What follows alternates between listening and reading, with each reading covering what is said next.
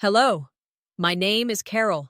I was left alone on an gurney, my arm shattered, while my father rushed to comfort my sister's social media panic. He told me, "Are you dying? Don't make this dramatic. She needs me more." The chair next to my bed stayed empty, the silence screaming louder than the machines around me. Why does a father choose a live stream meltdown over his daughter's broken body? The moment they rolled me through the hospital doors, everything turned into fragments of light and sound. Bright fluorescent panels glared down at me like interrogators, burning into my eyes.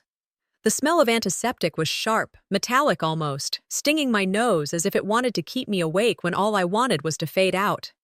The cold vinyl of the gurney pressed against my back, making me shiver despite the heat rising in my body from pain. I caught snippets of voices as we sped through the hallway. "Compound fracture, left arm." Another voice. "Possible concussion, keep her conscious." Their words sounded professional, but to me they were muffled, distorted, like I was underwater. I tried to focus on anything solid, anything that reminded me I was still here. My body was screaming, but my mind fought harder to hold on to consciousness. The first thing I thought of wasn't my injuries, it was my phone. Somewhere in the chaos, my hand fumbled toward my bag, feeling the cracked screen. The thought hit me hard. When you're in trouble, you dial the one person who should always answer. For me, that was supposed to be my father. As they parked the gurney in a curtained-off bay, I felt my head spin. A nurse leaned close, shining a light in my eyes, asking if I could see her fingers. I nodded weakly. My mind was already on that phone, already dialing. I pressed his number, my thumb shaking against the fractured glass. The first call went to voicemail. The second cut off before I could even speak. By the third attempt, I heard his voice, sharp, impatient. "Carol, what now? I'm in the middle of something." My throat was dry, but I forced out the words. "Dad, I'm in the ER. I was in an accident. My arm, it's broken. I think I hit my head too."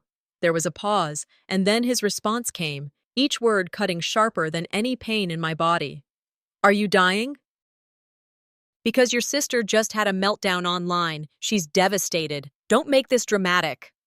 The room seemed to still around me. Nurses kept moving, monitors kept beeping, but his words echoed louder than any of it. My father, my only parent left, was choosing a social media panic over my broken bones. I didn't scream, though every nerve wanted to.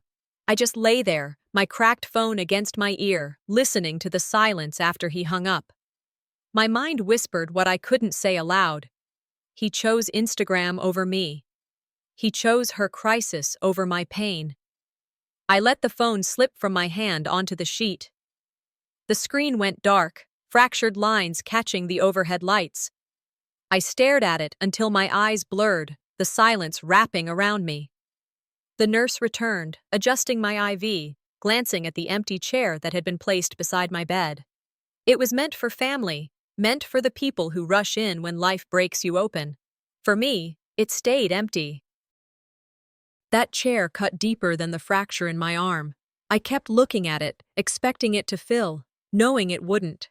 I whispered inside my own chest. That empty chair will haunt me more than the pain in my bones. Hospitals aren't frightening because of blood or stitches. They're frightening because of the silence when nobody shows up.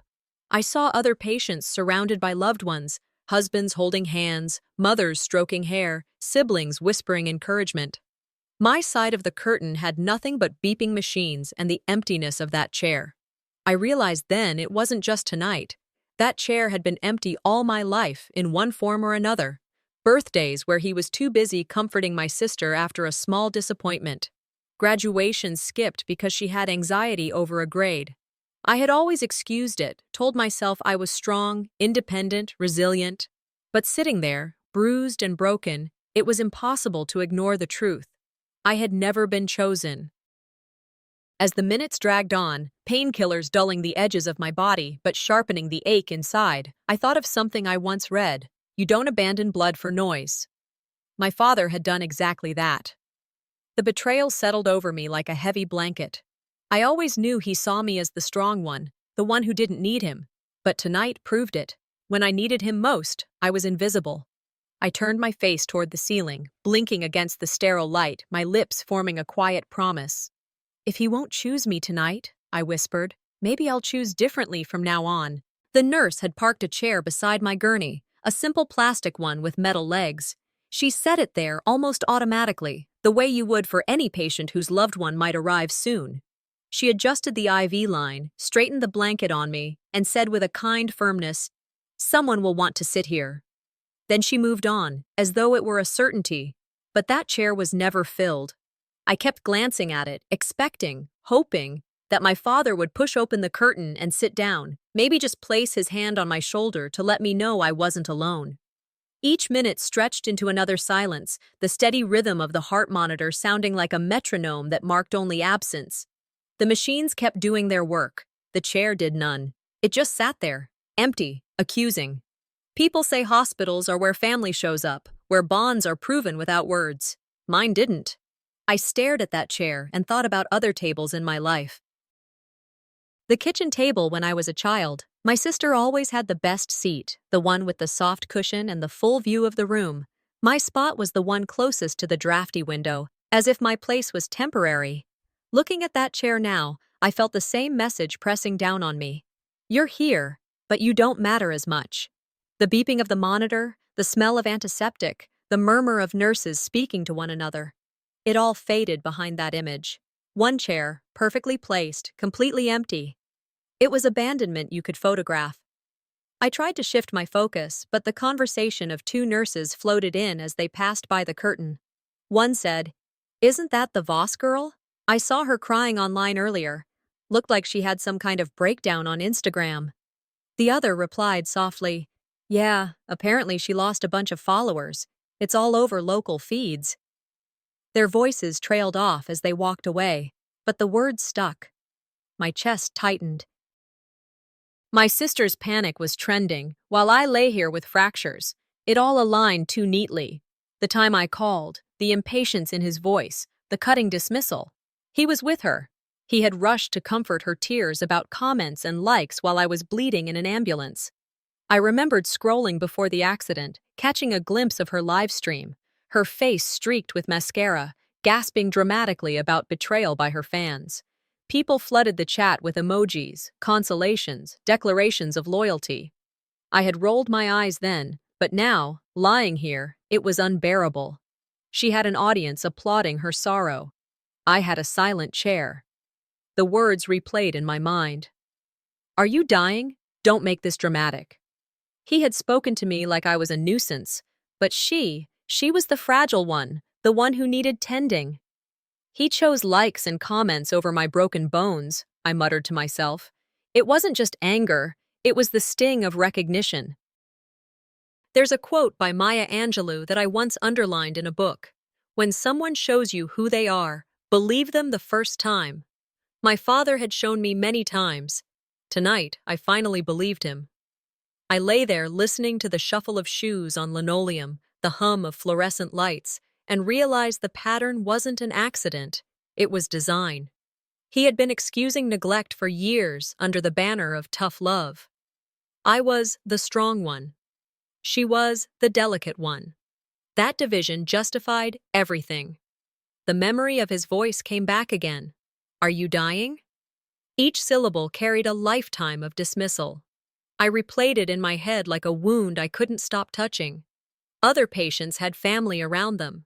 I could hear laughter from the next bed, a mother reading aloud from a paperback to her child, someone whispering prayers softly by another curtain. Those sounds contrasted painfully with my silence. I clenched my teeth, heat rising behind my eyes. Shock was giving way to something heavier. Rage wasn't loud in me. It was a low burn, steady, dangerous, quiet. Strong doesn't mean invisible, I thought. It's time I stop letting him define me that way. I glanced at the chair again, the plastic surface catching the harsh light, and I felt the truth settle inside me. That chair wasn't just empty. It was proof. Proof of priorities. Proof of betrayal. Proof that the man who was supposed to stand for me chose to kneel at the altar of my sister's crises instead. I whispered into the antiseptic air. If that's the seat he refuses to fill, Maybe it's time I stop saving it for him. The chair beside me was still empty, and the longer I stared at it, the more it felt like déjà vu. It wasn't just tonight that it had been vacant, it had been unoccupied my whole life in one way or another. The antiseptic smell in the ER shifted in my mind to something softer, the faint smoke of birthday candles, the wax dripping down onto a paper plate. The silence in the room tonight sounded exactly like every celebration that had once been forgotten, or pushed aside, or overshadowed. Older people always say children remember moments, not days. And they're right. The memory of a small cake bought from the grocery store, two flimsy candles shoved in unevenly, returned with full force. The room tonight felt the same, quiet, bare, a performance of care without the audience of love. I understood lying there that this wasn't just about one night's neglect. It was about the way my father had rationed his affection for decades, offering a feast of comfort to my sister while leaving me crumbs. I was 10 when the lesson became impossible to ignore. My birthday had arrived with little fanfare, just a dinner at home, a cake pulled from the fridge at the last minute. He'd bought it at the discount aisle, chocolate icing already beginning to harden. There were no balloons, no crowd of friends, no laughter spilling into the backyard. Meanwhile, Marceline's birthdays were productions, rented spaces, decorations hung from ceilings, friends and neighbors packed into rooms with balloons tied to their wrists. I remember standing at one of her parties, confetti on the floor, a DJ blasting music, thinking, so this is what it looks like when love is on display. Back on my birthday night, after my little cake was sliced, my father leaned over with a tone meant to console. You understand, right? Your sister is more sensitive. She needs the spotlight. You're strong. You don't mind. I nodded, because what else could I do at 10? But inside, something cracked. It was the first time I realized love wasn't divided equally in our home. It was rationed. As an adult, that moment still clung to me. In America, birthdays are supposed to make a child feel special, celebrated for simply existing. Mine made me feel replaceable. And now, staring at the sterile chair in the ER, I saw that the message had never changed. Years later, another holiday would brand the truth deeper. Christmas. I was 16. The tree sparkled with lights, the scent of pine filling the room. Marceline tore into a box wrapped in glossy red paper. She pulled out car keys, the jingling sound echoing like triumph. My father clapped her on the back, pride in his eyes. It's not new, but it's yours. I want you to have independence. My turn came. I unwrapped a small envelope. Inside, a $50 gift card. He smiled at me as if he'd done me a kindness. You're practical, Carol. You'll make it stretch. That's who you are. Practical. The word stung then, and it stings now. It was never a compliment. It was a way of saying, you don't need more. You don't deserve more. He saw my sister as fragile and creative, needing constant feeding of attention and resources. I was resourceful, resilient, the one expected to need nothing. That night I watched Marceline squeal with delight as she held the car keys, friends already planning road trips. I looked down at the gift card, pretending to be grateful, swallowing the ache. I told myself, at least he noticed me enough to give something. But deep inside, I knew what the label meant. Resilient was just another word for invisible. Lying in the ER, I let those two memories, the birthday with the limp cake, the Christmas with the gift card, collide with the sight of the empty chair. It was too obvious now. And my father's neglect wasn't a momentary lapse, it was his system. His way of dividing his love, his justification for always choosing her. I had mistaken survival for strength. I had believed resilience was a virtue.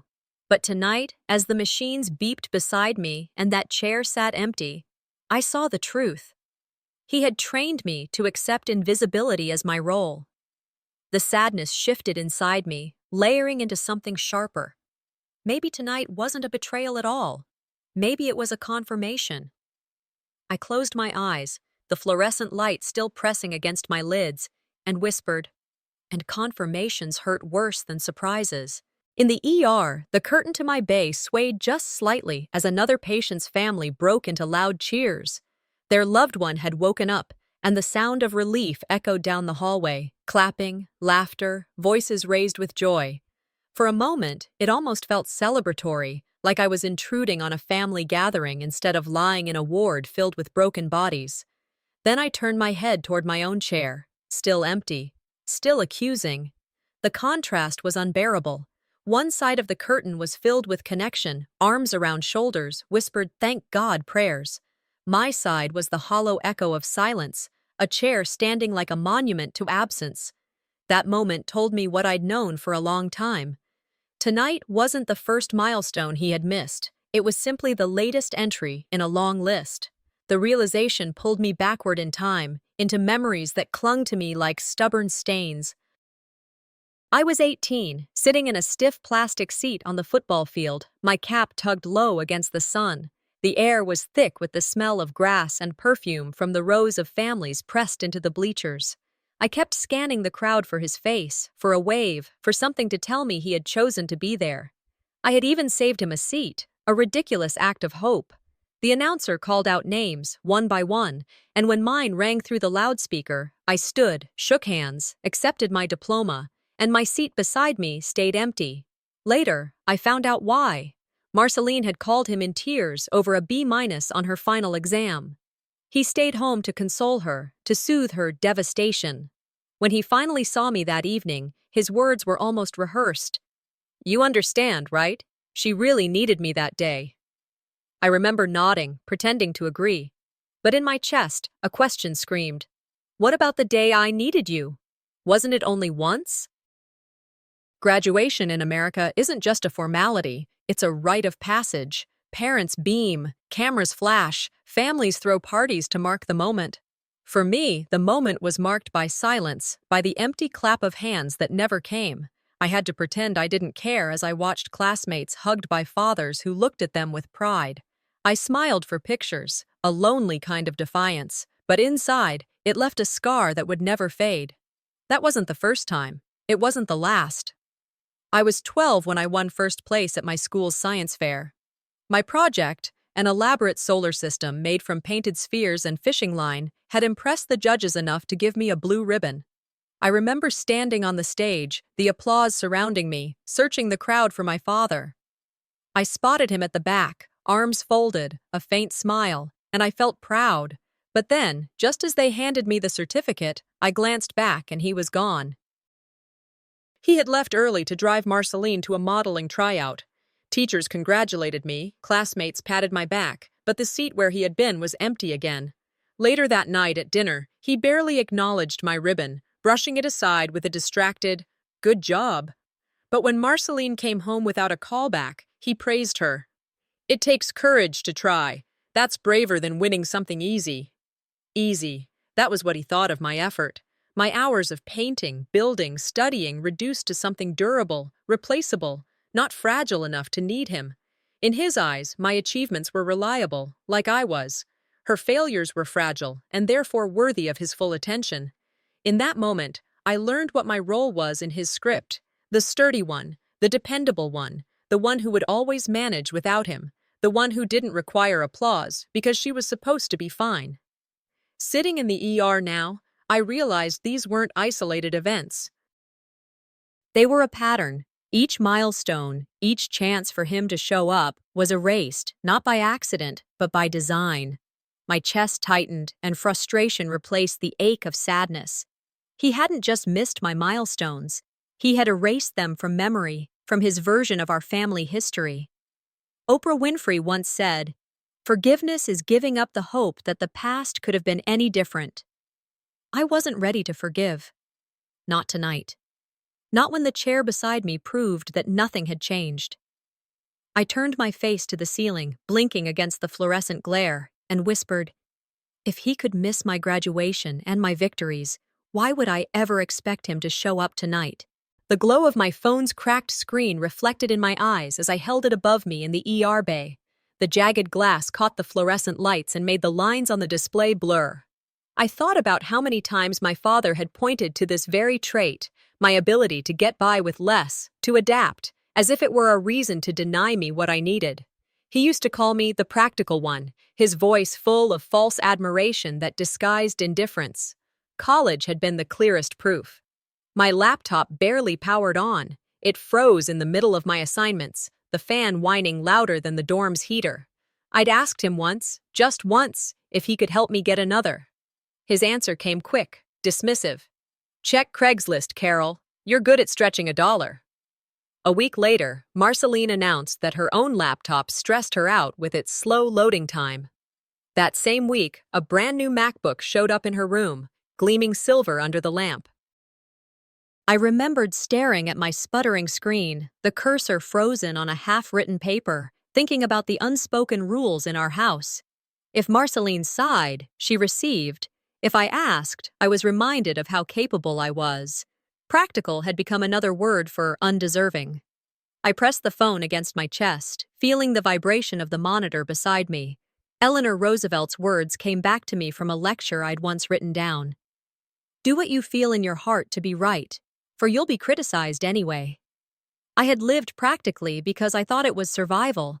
What it had cost me was recognition. The memory bled into another. Marceline sobbing on the couch, her phone in her lap, complaining that it was too slow for filming. My videos look bad, she cried, her tears conveniently timed as my father walked in. He knelt down, concern painted across his face, as though the failing phone were a medical emergency. Within days, she had the latest iPhone in her hand, its camera sharp, its edges slick. He bragged about investing in her potential, in her creativity, as if he were funding a future business. I had been at my part-time job then, working double shifts, my own phone screen already cracked from years of use. I never asked for a replacement. My coworkers joked about my phone shutting off if I tapped the corner too hard. I laughed with them, but inside, it was humiliating. Later that evening, I overheard him on the phone with one of our relatives.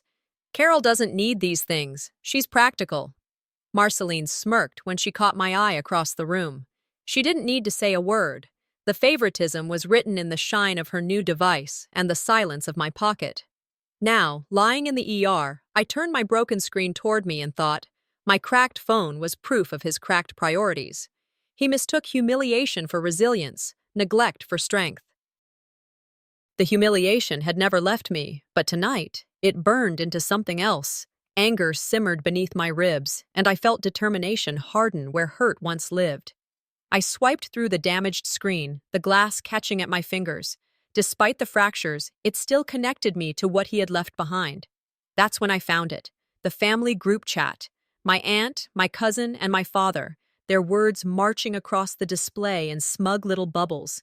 Marceline's meltdown was the headline, her emotions once again the emergency that required everyone's attention. My aunt wrote, "Poor Marceline, she takes things so hard." My cousin chimed in, "We should all be there for her. She's fragile." Then came my father's words, clear, damning. "Don't worry, Carol's tough. Focus on Marceline. She can't handle it."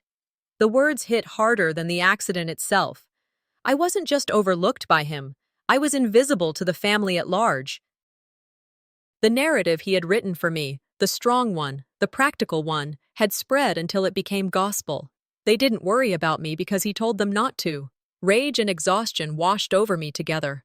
I thought of every time I swallowed my needs, believing I was being noble, independent. All I had done was help them justify leaving me behind. I traced the message with my finger, the cracked glass rough against my skin. Tough isn't love. Tough isn't care. Tough is just how they excused abandoning me. The ER buzzed with activity around me, nurses rushing, machines humming, voices blending. But all I could see was that single sentence glowing on my broken screen. I clenched the phone tighter, the irony not lost on me. This object, shattered and worn, reflected me too clearly. For years, I had been the device that still worked despite the damage, the one that didn't need replacing because it could stretch beyond its breaking point. But tonight, staring at the cracks and reading his words, I knew the story had to change. I whispered into the sterile air, my voice steady, sharper than before. If being practical means being invisible, then maybe it's time I stop playing that role. The ER was alive with noise, but to me, it felt like silence pressing against my chest. Machines beeped in steady rhythm, nurses pushed carts briskly down the hallway, the air conditioning hummed with mechanical indifference. And yet, Beside my gurney, there was a silence that no sound could mask. The chair was still there, untouched, waiting for someone who would never come. It looked like a stage prop abandoned after rehearsal, placed with intention, but serving no purpose. Every glance at it deepened the weight inside me. When silence is chosen, it becomes cruelty. That's what I thought as I lay there, my body aching, but my heart sharper in its pain. Americans have a saying, silence can be louder than a shout and colder than winter. In that moment, I understood exactly what it meant. My bones throbbed, my head pounded, but none of it compared to the hollow certainty that I had been left alone. Not because he couldn't be here, but because he chose not to be. I shifted slightly on the gurney, wincing as pain shot through my arm. I told myself I was old enough to manage this. I had survived worse. And yet, I couldn't escape the truth. Abandonment hurt more than broken bones. The curtain opened and a doctor entered, clipboard in hand. His tone was firm but kind. "Miss Voss, we may need to operate to stabilize your arm. I'll need a guardian's consent on these forms." I blinked at him, startled. "I'm 32. I can sign for myself." He paused, then nodded. "Of course.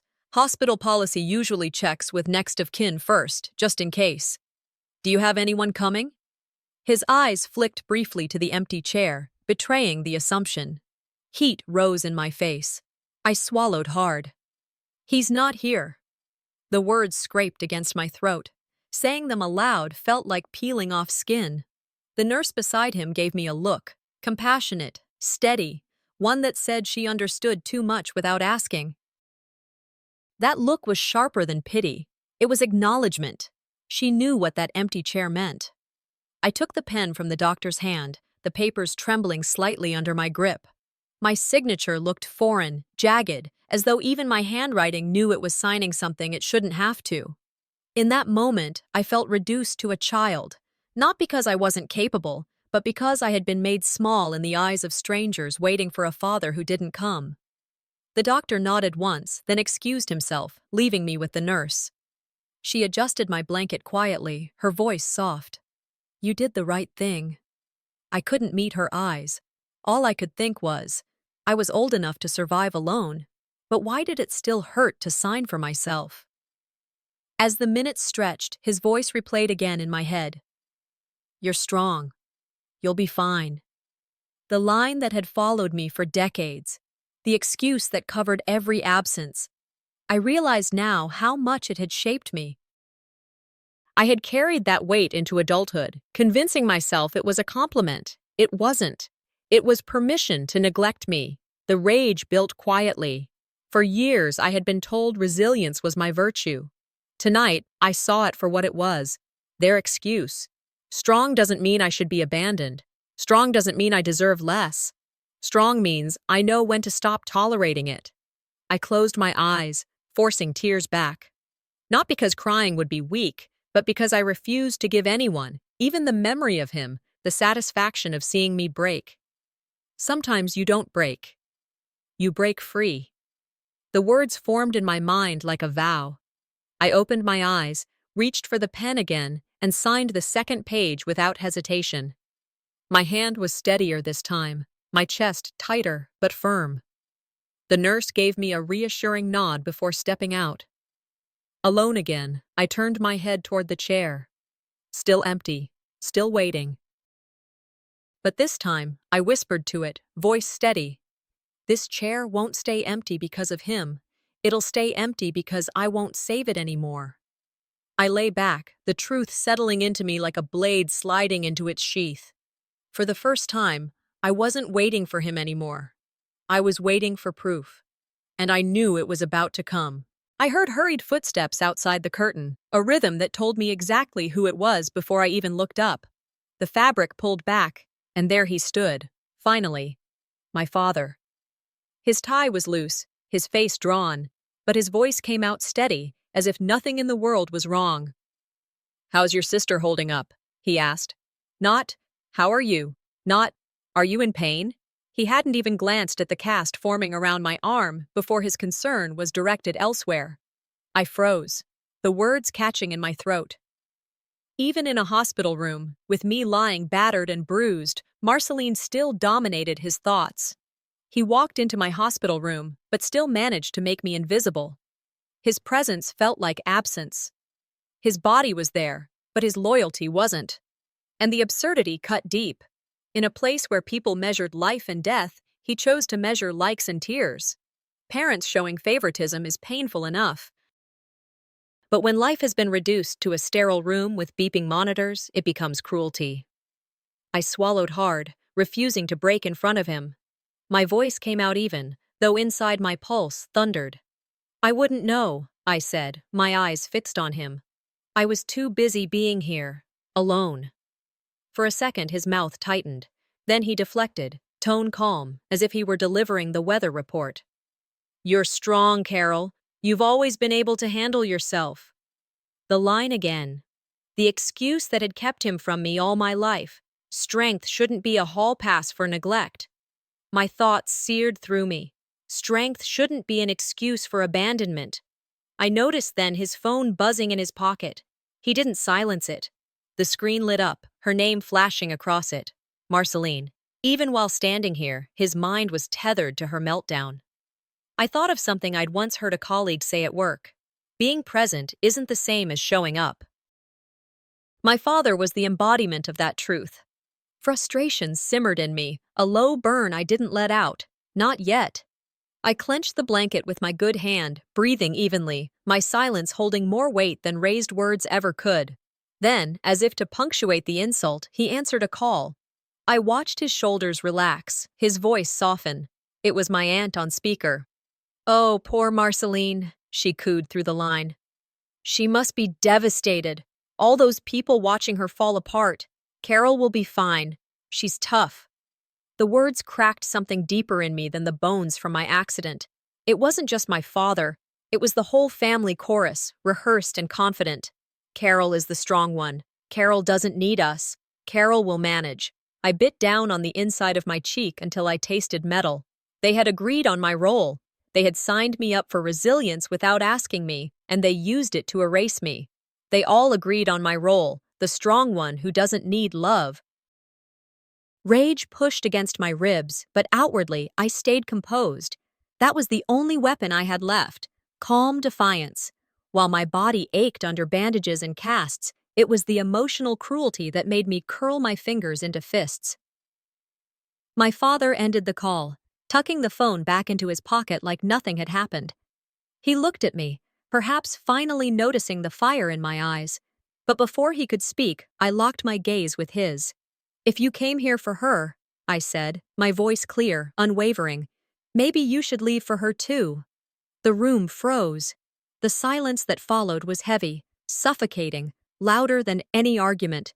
He blinked, stunned, caught off guard not by shouting, but by the sharpness of my words. Inside my chest, one thought solidified, clear as glass. If family treats you like the enemy, maybe it's time to fight back. The phone lay on my blanket, the cracked glass glinting under the harsh ER light. I tapped the screen, trying to distract myself from the hollow emptiness in the room, but what came out of the speaker was my own undoing. And his. His voice spilled into the sterile air, loud enough for the nurse beside me to catch every word. Are you dying? Don't be dramatic. Your sister needs me more. The line replayed like a verdict. The nurse froze mid-step, her eyes cutting to me, then to my father standing stiff at the foot of my bed. The air seemed to solidify. No monitor beep or shuffle of feet could break it. His words floated there, heavy and undeniable. He rushed in, his tone defensive, stumbling over half excuses. That wasn't how I meant it. You know how things are. Your sister, she's fragile. But the nurse's look said everything. I didn't need to scream.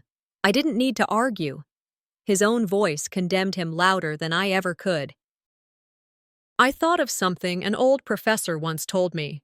The truth doesn't need defending. It stands on its own 2 feet.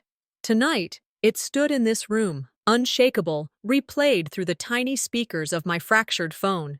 My father's eyes darted toward the television mounted in the corner of the ER bay. The news anchor's voice rose above the low hum of the hospital.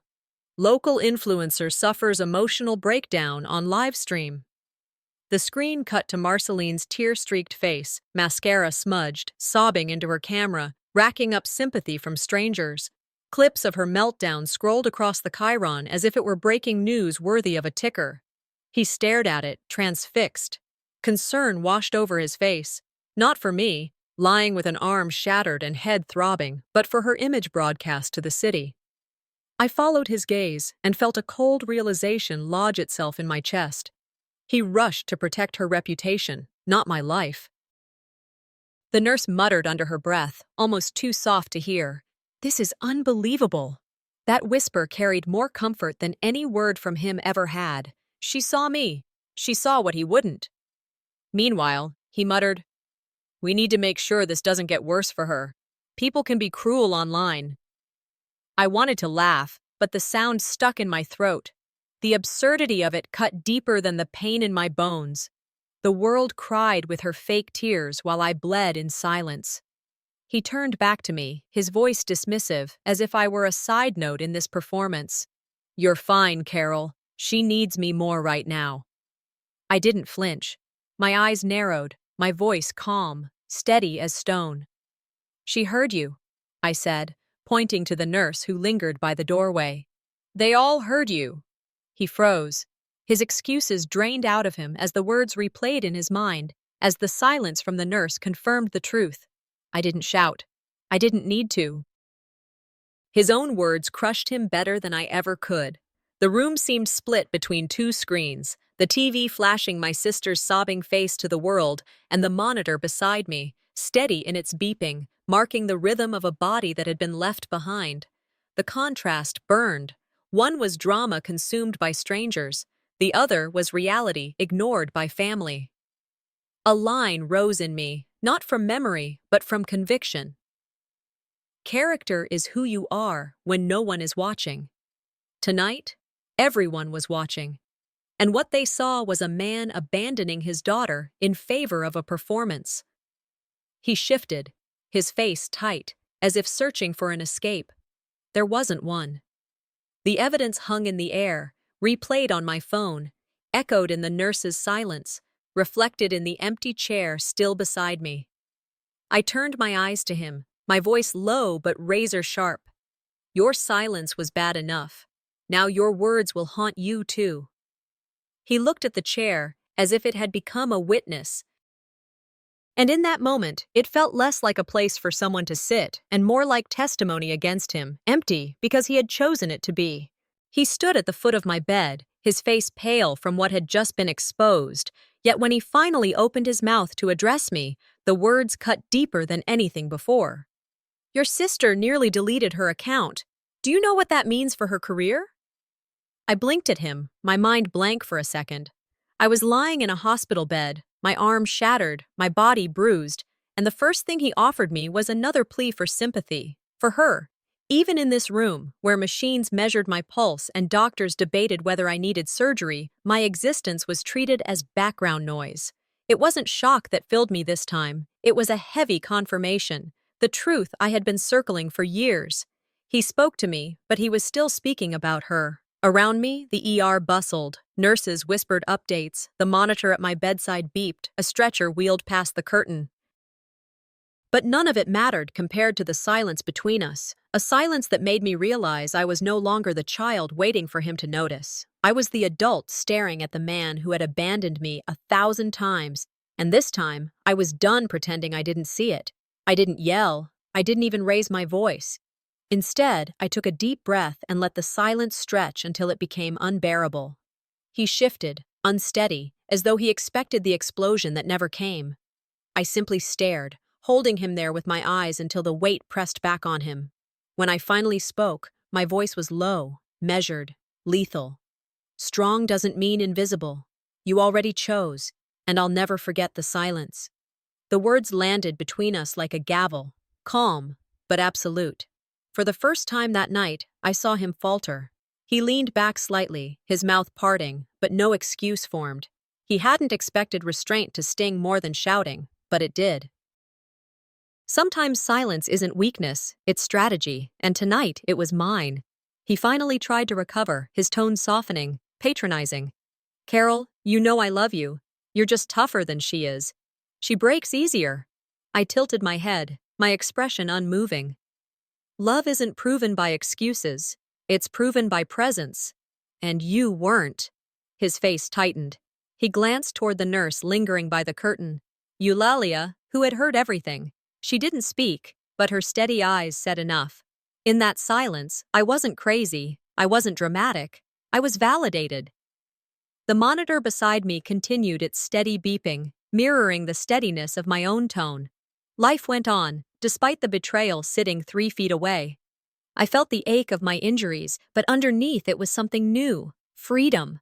By saying what I had held back for years, I felt lighter, as if chains had snapped.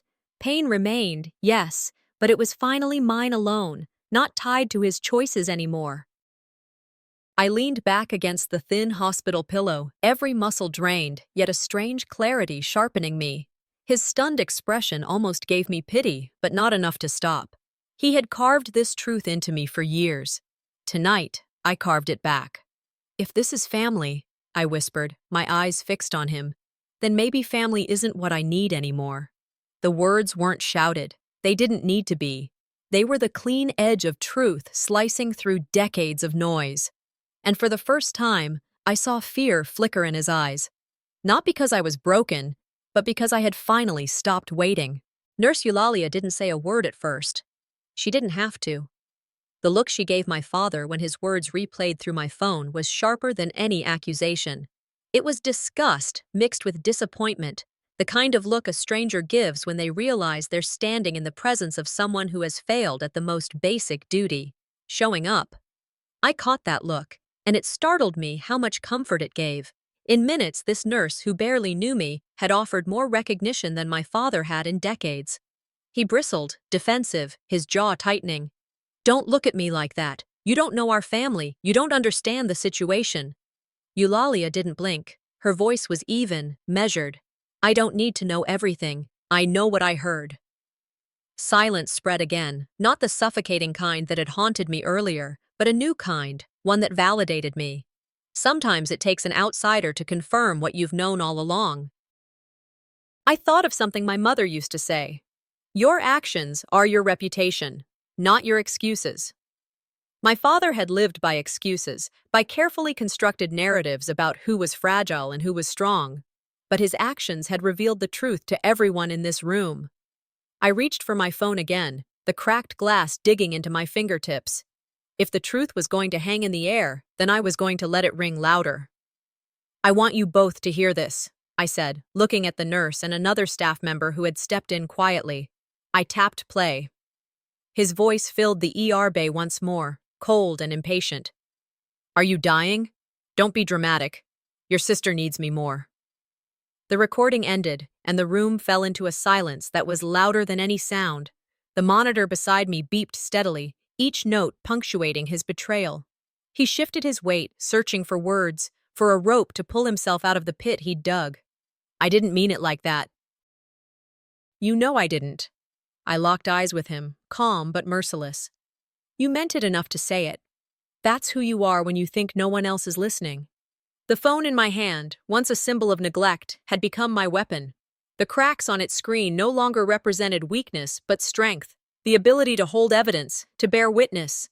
Maya Angelou's words came to me like a steady drumbeat.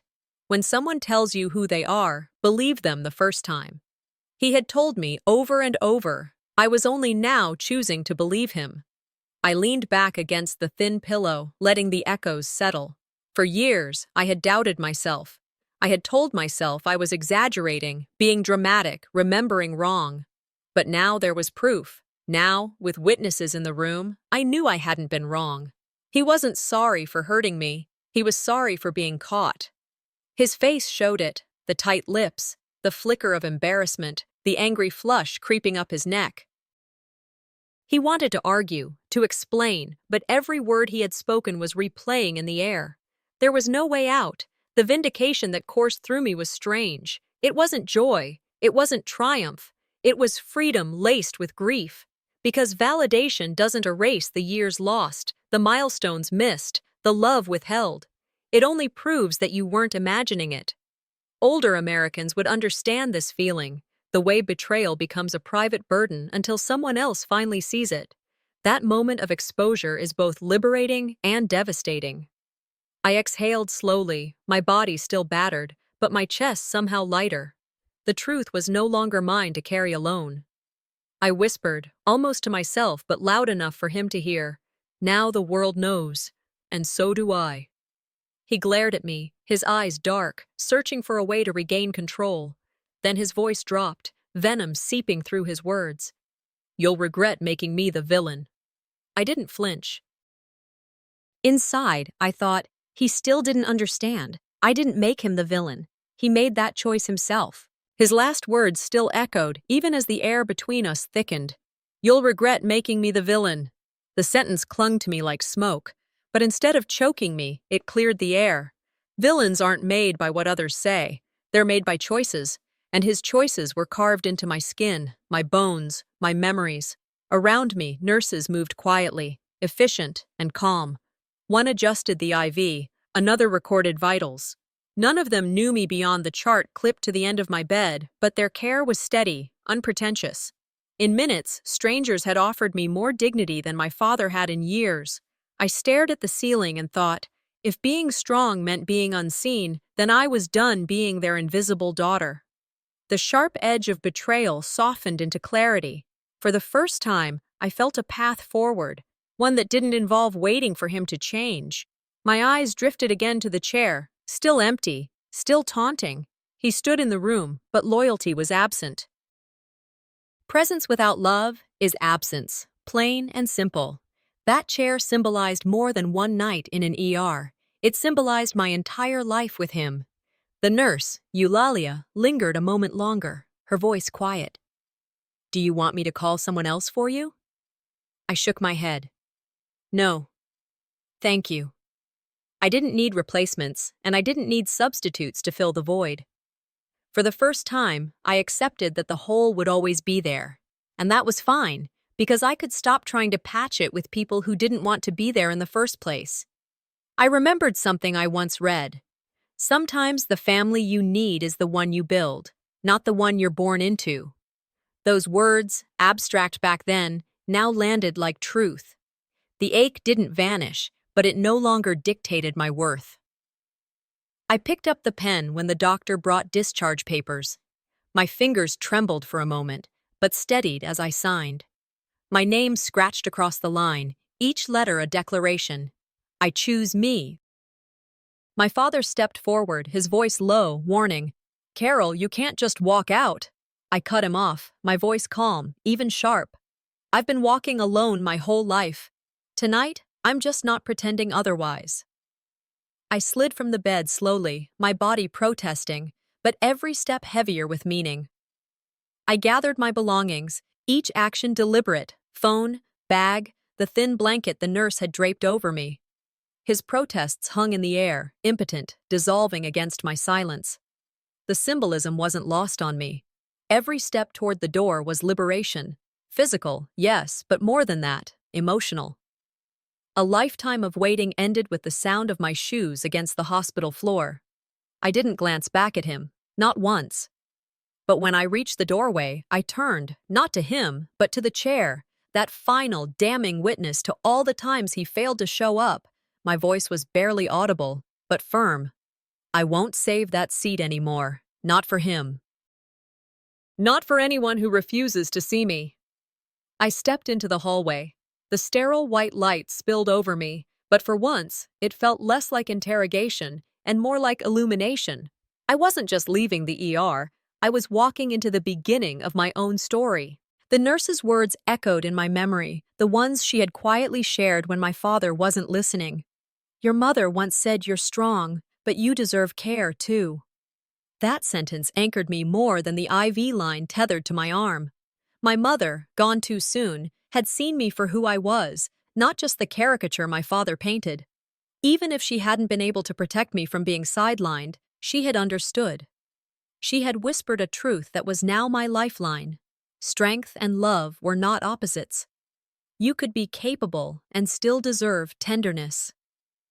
I closed my eyes and thought, my mother saw me, even if no one else did. Her unseen love steadied me. I felt it pushing me toward what had to happen next. People always say the best revenge is living well, but I had come to believe something sharper. The best revenge is not in destruction, but in survival with dignity. Tonight, dignity meant taking back what had been stolen from me, the right to decide who had power in my life.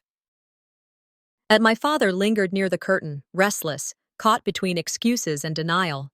I picked up my phone again, the fractured glass scratching my skin, and pressed play on the voice memo. For the last time, his words filled the sterile ER. Are you dying?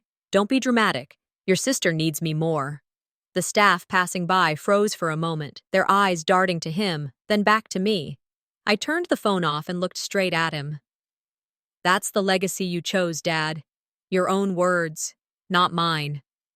His face flushed, the lines around his mouth tightening. You misunderstood.